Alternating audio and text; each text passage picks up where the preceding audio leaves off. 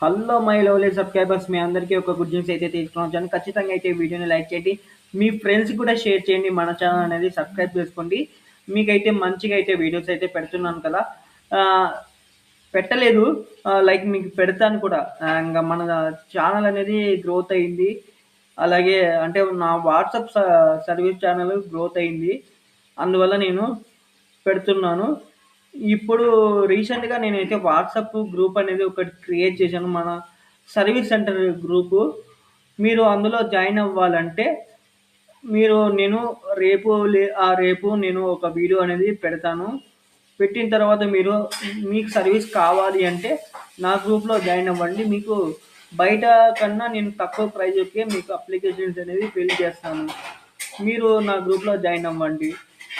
ఇంకొకటేంటంటే ఈరోజు ఏపీడీఎస్సీ మనకి మెరిట్ లిస్ట్ వచ్చింది. అలాగే మీకు ఇక్కడ ఏ జాబ్ అలాగే మెరిట్ లిస్ట్‌లో ఉన్నారా లేదా కూడా మీరు చెక్ చేసుకోవచ్చు. నేను అది కూడా మీకు చెక్ చేస్తాను. ఇప్పుడు చాలా మందికైతే నేను చెక్ చేశాను. ఇప్పుడు మీకు చూపిస్తాను మన పోర్టల్ ఏంటి అనేసి. మన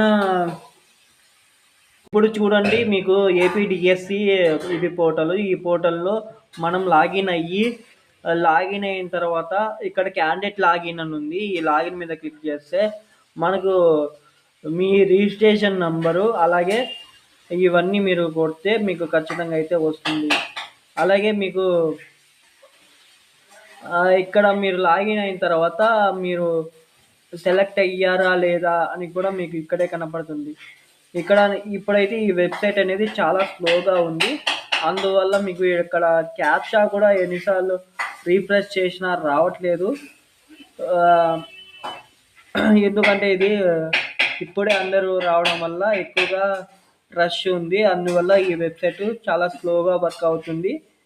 మీరు కొద్దిగా లేట్ అయినా సరే, స్లోగా అయినా సరే ఈ వెబ్సైట్లోకి వెళ్ళి చూడండి. చూస్తే మీకు ఖచ్చితంగా అయితే మీరు రిజల్ట్లో 100% ఉంటారు. మెరిట్ లిస్ట్లో ఖచ్చితంగా ఉంటారు. నేను చేసిన వాళ్ళల్లో నలుగురు ఉన్నారు. నలుగురిలో ఖచ్చితంగా అయితే వాళ్ళకి జాబ్ అనేది వచ్చింది.